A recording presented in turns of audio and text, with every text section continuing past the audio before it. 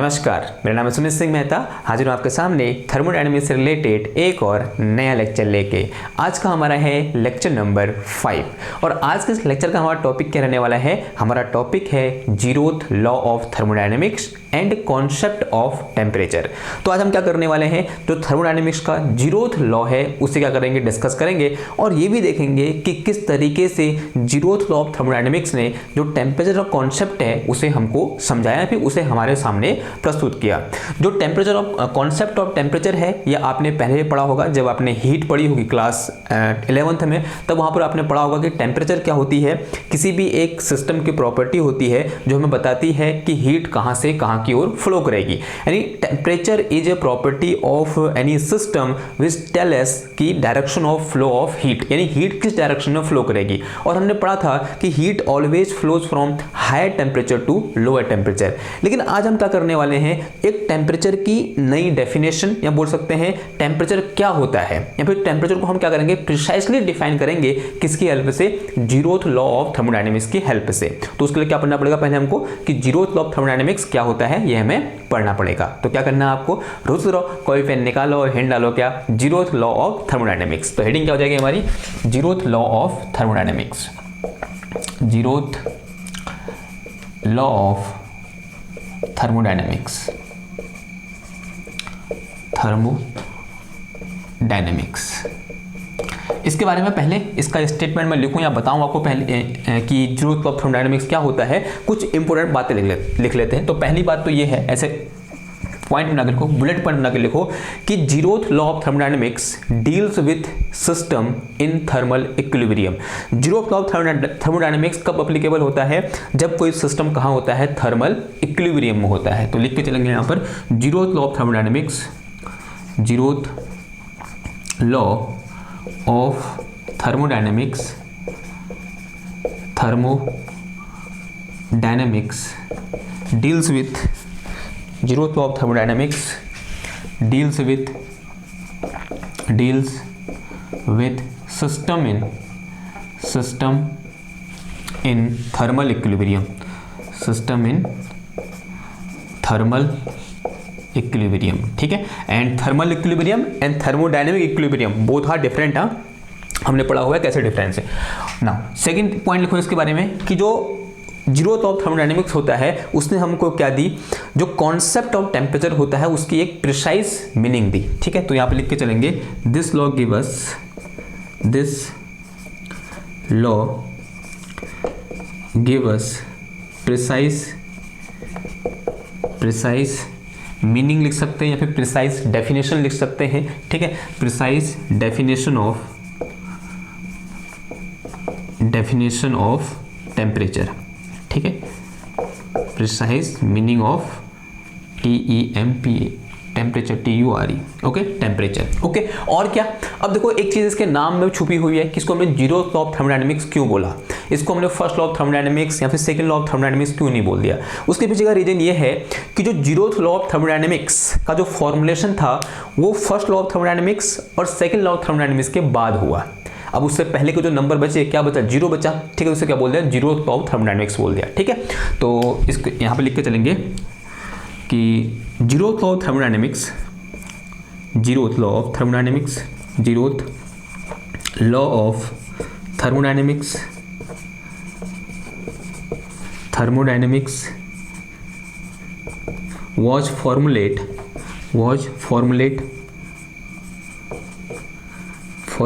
after first law of thermodynamics and second law of thermodynamics, float and slot, first law of thermodynamics and second law of thermodynamics, FLOT first law of thermodynamics, SLOT second law of thermodynamics। आई बात समझ में, ठीक है। तो this is some important point about the zeroth law of thermodynamics. Now question is that कि actually है क्या, कि what is the statement of zeroth law of thermodynamics. तो हेड डालो इस तरीके से, statement of zeroth law of thermodynamics,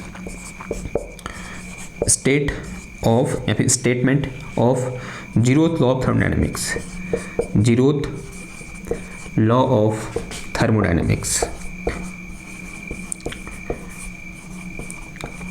thermodynamics, okay। Now let us understand this law with the help of an example, a beautiful example. Let us understand this law with an example.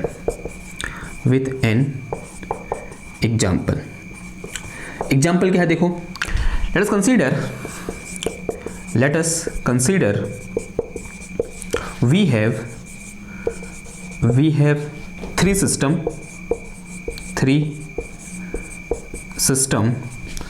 1, system 1, 2 and 3. तीन system है मेरे पास, कौन कौन से? 1, 2 and 3. और system 1 and system 2 are separated by a adiabatic wall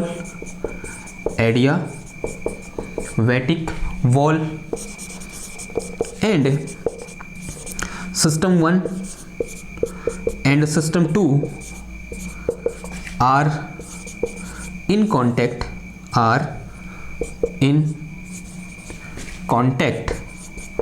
with system 3 via adiabatic या फिर diathermic wall, not adiabatic, diathermic wall separately. देखो जो यहाँ पर लिखा हमने, क्या बोला हमने कि हमारे पास क्या है, तीन सिस्टम है, system 1, system 2 and system 3. System 1 and 2 are separated by ये adiabatic wall and system 1 and 2 are connected with system 3 by a diathermic wall but separately. देखो क्या कहना चाह रहा हूँ, डायग्राम में समझते हैं. इसे मैं डाउन में, क्योंकि ये तो पता ही ना हमको क्या करना है करके. अगर मैं इसका डायग्राम बनाना चाहूँ तो कुछ इस तरह का सिचुएशन है मेरे पास कि मेरे पास तीन सिस्टम है, कि एक मेरे पास क्या है, दिस इज माय सिस्टम 1, इसे क्या बोल दो, सिस्टम 1 बोल दो. और यहीं पर क्या रखा है मैंने, दिस इज माय सिस्टम 2. ये मेरे पास क्या है, दिस इज सिस्टम 2. और यहाँ पर एक क्या है, इस तरीके से सिस्टम 3 है. तो this one is a system 3. तो इस तरीके से ये क्या है मेरे पास, दिस वन इज सिस्टम 3. और उसने क्या बोल रखा है कि सिस्टम 1 और सिस्टम 2 के बीच क्या लगा रखी है हमने, एक एडियाबेटिक वॉल लगा रखी है. यहाँ पर क्या लगा दो, एक एडियाबेटिक वॉल लगा दो इस तरीके से.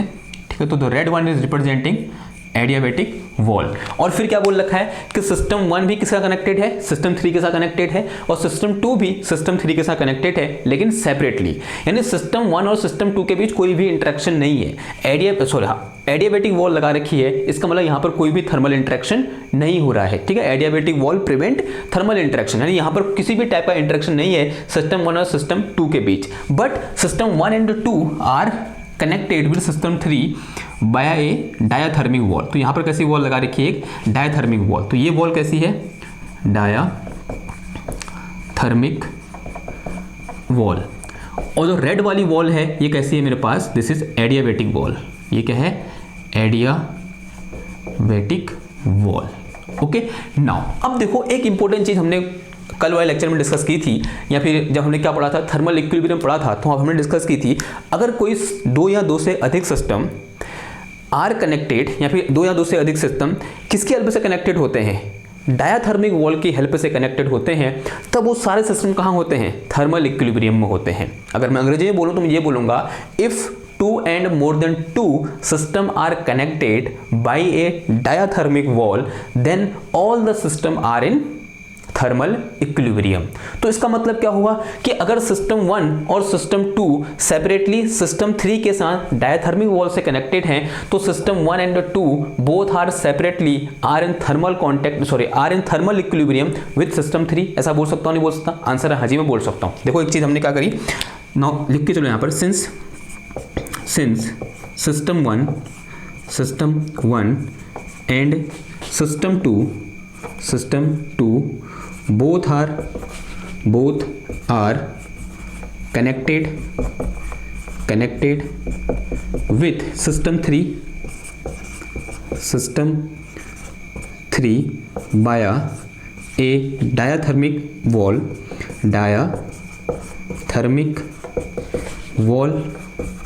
so system 1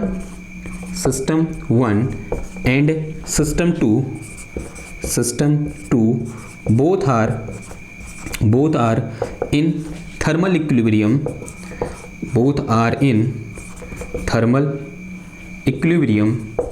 with system 3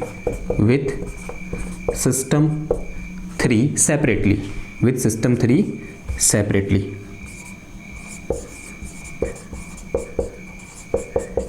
ये बात समझ में आई? होगा नहीं होगा ऐसा? आंसर है हाँ जी होगा। यानी जो सिस्टम 1 है वो सिस्टम 3 के साथ, और जो सिस्टम 2 है वो भी सिस्टम 3 के साथ कहाँ है? थर्मल इक्विलिब्रियम में है। यानी यहाँ पर अभी कोई भी चेंज नहीं हो रहा है थर्मली। यहाँ पर कोई जो थर्मल इंटरेक्शन हुआ, अब यहाँ पर कोई भी चेंज होना बंद हो गया। यानी कहाँ है वो? थर्मल इक्विलिब्रियम में है ना। अब मैंने क्या किया नेक्स्ट स्टेप में, now I replace, now after that, तो ऐसे लिख के चलो, now I replace adiabatic wall by a adiabatic wall by a diathermic wall। अब मैं क्या कर रहा हूँ, जो मेरे पास यहाँ पर एडियाबैटिक वॉल थी इसको मैंने किससे रिप्लेस कर दिया? एक डायथर्मिक वॉल से रिप्लेस कर दिया। Now this system 1 and system 2 are also in thermal contact. यानी यहाँ पर क्या हो सकता है? थर्मल इंटरेक्शन हो सकता है। और जैसे थर्मल इंटरेक्शन पॉसिबल हमने कराया, यानी जैसे मैंने इस डायथर्मिक वॉल को इस एडियाबैटिक वॉल को इस डायथर्मिक वॉल से क्या किया? रिप्लेस किया। अब यहाँ पर क्या होगा? थर्मल इंटरेक्शन होगा, और थर्मल इंटरेक्शन की वजह से क्या होगा? यहाँ पर कुछ ना कुछ प्रोसेस होगी, और तब तक प्रोसेस होगी जब तक ये दोनों कहाँ ना आ जाए? थर्मल इक्विलिब्रियम में आ जाए। मैं क्या एक्सपेक्ट कर रहा था? देखो मैंने क्या बोला? प्रोसेस होगी बोला। यानी मेरी एक्सपेक्टेशन क्या है? जैसे मैं इस डायथर्मिक वॉल को हटाकर, इस एडियाबैटिक वॉल को हटाकर डायथर्मिक वॉल यहाँ पर लगाऊंगा, यहाँ पर क्या होनी चाहिए थी? कुछ न कुछ प्रोसेस होनी चाहिए थी। यानी थर्मल इक्विलिब्रियम स्टेबलाइज होने के लिए कुछ न कुछ प्रोसेस होनी चाहिए थी। यानी वहाँ पर जो वेरिएबल हैं, थर्मोडायनेमिकल वेरिएबल हैं, उनमें क्या आना चाहिए था? चेंज आना चाहिए था। ऐसी मेरी क्या थी? एक्सपेक्टेशन थी। लेकिन मैंने पाया वहाँ पर कोई भी चेंज नहीं आया। इन दो सिस्टम के टेम्परेचर में कोई भी चेंज नहीं आया। अगर मैं ये बोलूं कि इफ दिस सिस्टम 1 है, अगर यहाँ पे क्या लगा? थर्मामीटर लगा दूँ इस तरीके से मैं, और मैं बोलूँ ये कितने डिग्री सेल्सियस पर है? 30 डिग्री सेल्सियस पर है। एंड तो इसका मतलब अगर ये इसके साथ थर्मल इक्विलिब्रियम में है तो इसका टेम्परेचर भी कितना होगा? 30 डिग्री सेल्सियस। और अगर इसका टेम्परेचर भी, अगर ये भी इसके साथ थर्मल इक्विलिब्रियम में है तो इसका टेम्परेचर भी कितना होगा? 30 डिग्री सेल्सियस। ऐसा होगा नहीं होगा? अब जैसे मैंने क्या किया, ये एडियाबैटिक वॉल यहाँ से हटाई, तो यहाँ पर क्या होना चाहिए था? कुछ न कुछ, अगर पहले थर्मल इंटरेक्शन नहीं थे, अब ये थर्मल इंटरेक्शन में है। जैसे मैंने यहाँ पर क्या लगाई? डायथर्मिक वॉल लगाई, तो यहाँ पर क्या होना? कुछ न कुछ थर्मल इंटरेक्शन, यानी कुछ न कुछ टेम्परेचर में चेंज होना चाहिए था। यहाँ पर कोई भी टेम्परेचर में चेंज नहीं हुआ। इसका मतलब ऑटोमेटिकली सिस्टम 1 और सिस्टम 2 कहाँ आ गए? इन थर्मल इक्विलिब्रियम आ गए। बहुत इंपॉर्टेंट चीज है। ऑटोमेटिकली कहाँ आ गए? थर्मल इक्विलिब्रियम में आ गए। तो एज आई रिमूव, तो यहाँ पर बना के चलेंगे दोबारा से डायग्राम। देखो ये मेरे पास क्या है? Again system 1, this one is system 2, और ये मेरे पास क्या है? यहाँ पर सिस्टम 3 है, diathermic wall. Now this is system 1, पूरा लिख के चलेंगे, system 1 and this one is system 2 and this one is system 3।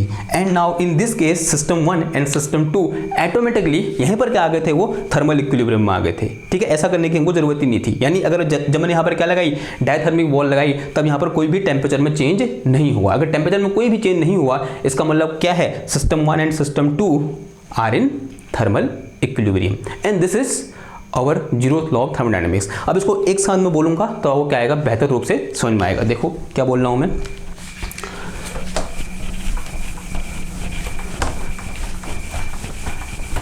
ये लिख दिया था ना आपने?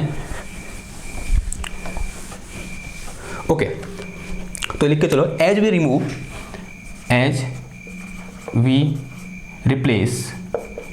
Replace adiabatic wall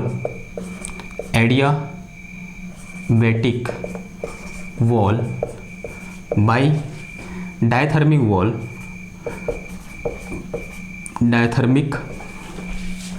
wall, then we we see no further change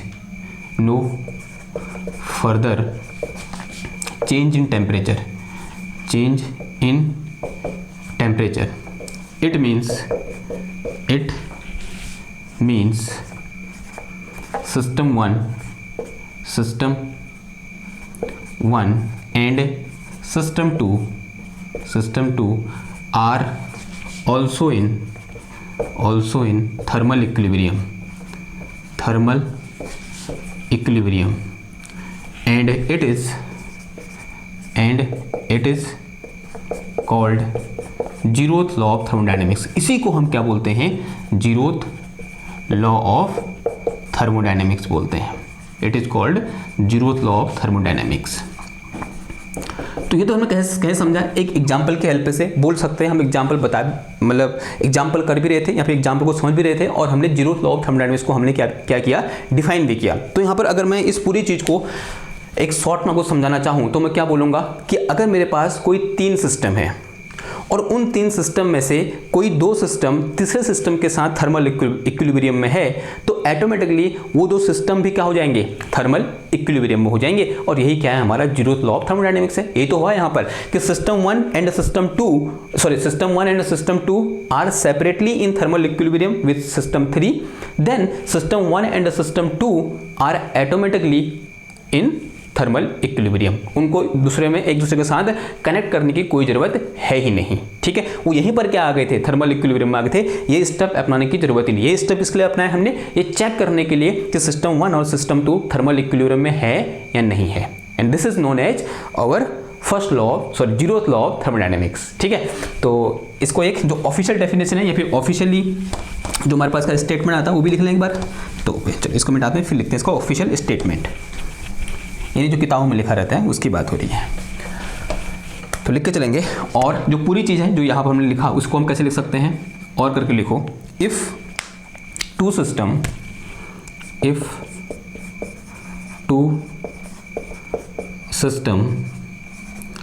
are in thermal equilibrium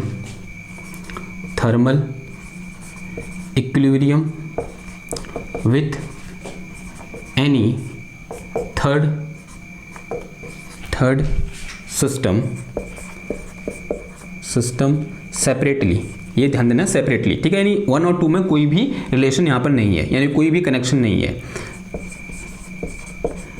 separately, then both systems are also in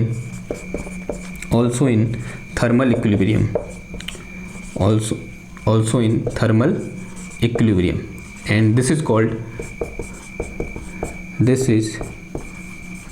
what we called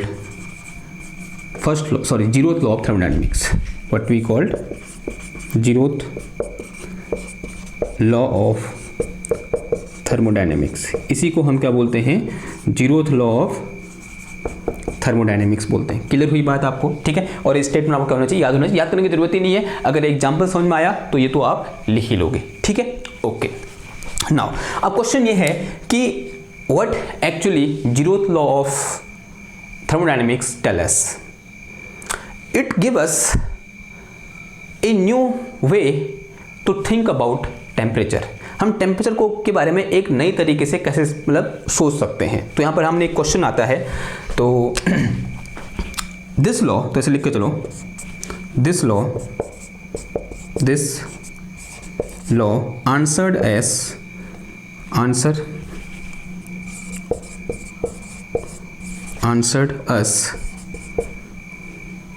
of question है हमारे पास, what is temperature?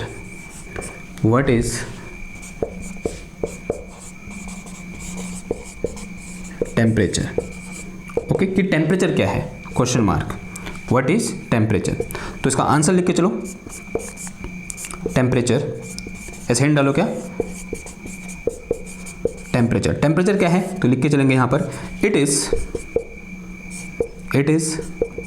properties of any system, property of any system which tell us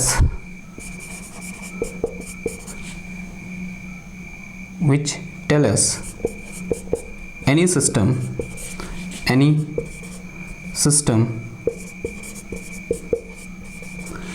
is in thermal equilibrium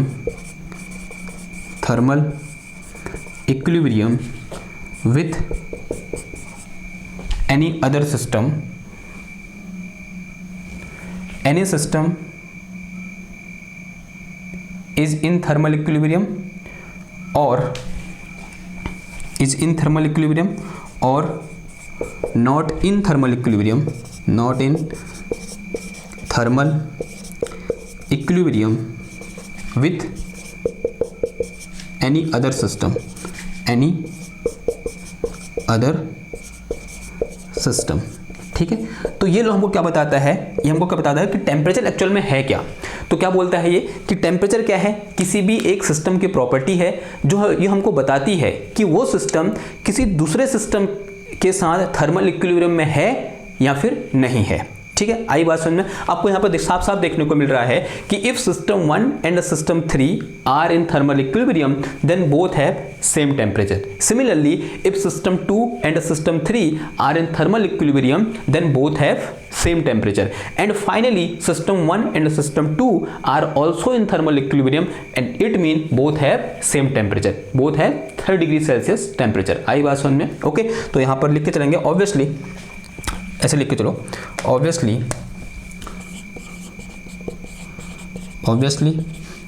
if 2 or more than 2 system are in thermal equilibrium, system are in thermal equilibrium, then they are characterized by same temperature, then they are characterized by same temperature, by same temperature, तब उन सब का temperature क्या होगा, same होगा। ठीक है, तो this is our concept of temperature and zeroth law of thermodynamics. आई बात समझ। ठीक है, तो ये क्या हो गया, हमारा जीरोथ लॉ ऑफ थर्मोडायनेमिक्स समाप्त हो गया। और ये भी देखा कि किस तरीके से इसने क्या किया, जो कॉन्सेप्ट ऑफ टेम्परेचर को है, या कॉन्सेप्ट ऑफ टेम्परेचर का मतलब क्या हुआ कि ये बताएंगे टेम्परेचर है क्या। आई बात समझ में कि टेम्परेचर क्या होती है, किसी सिस्टम की एक प्रॉपर्टी होती है जो हमें ये बताती है कि वो सिस्टम किसी दूसरे सिस्टम के साथ थर्मल इक्विलिब्रियम में है या फिर नहीं है, इज इन थर्मल इक्विलिब्रियम और not in thermal equilibrium. Okay, है या नहीं है। ओके, अगर है तो दोनों का टेम्परेचर क्या होगा, सेम होगा। अगर नहीं है तो दोनों का टेम्परेचर क्या होगा, अलग अलग होगा। तो किसकी हेल्प से पता चल रहा है, टेम्परेचर की हेल्प से पता चल रहा है कि दोनों थर्मल इक्विलिब्रियम में है या फिर नहीं है। ठीक है, नाउ अब इसी चीज को देखने का ना एक बहुत खूबसूरत तरीका है। ठीक है, तो ऐसे लिख के चलेंगे यहाँ पर, we have another way to see above concept।